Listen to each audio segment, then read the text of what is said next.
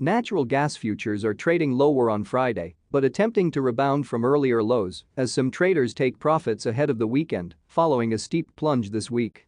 The bulk of the selling took place on Thursday, with some of the losses coming early in the session as weather models shifted to the warm side and some coming in response to a huge bearish miss in the latest government storage report.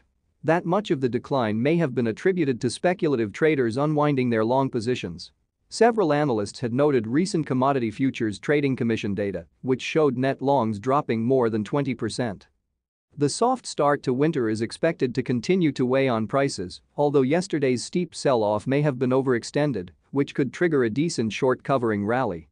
The weather and increased production is likely to cap gains and may even lead to further downside pressure, although these losses may be offset somewhat by liquefied natural gas demand, which remains very supportive at near record levels. Nonetheless, the bears are back and they may not leave until winter shows up, which may not be until early 2021.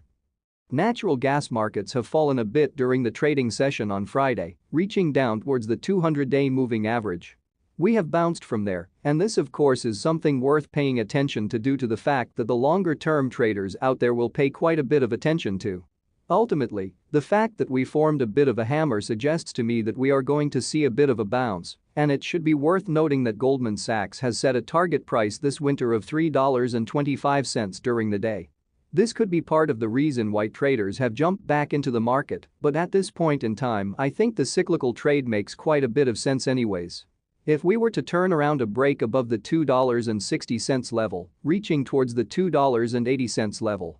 If we can break above there, then the next target is the $3 level.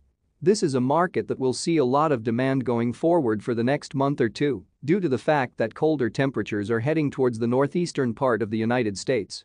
Granted, we have seen less of a drawdown than anticipated.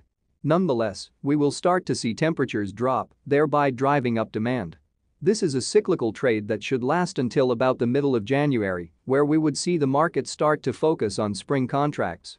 If we were to break down below the 200-day EMA though, at that point I would abandon the idea of buying natural gas for the winter.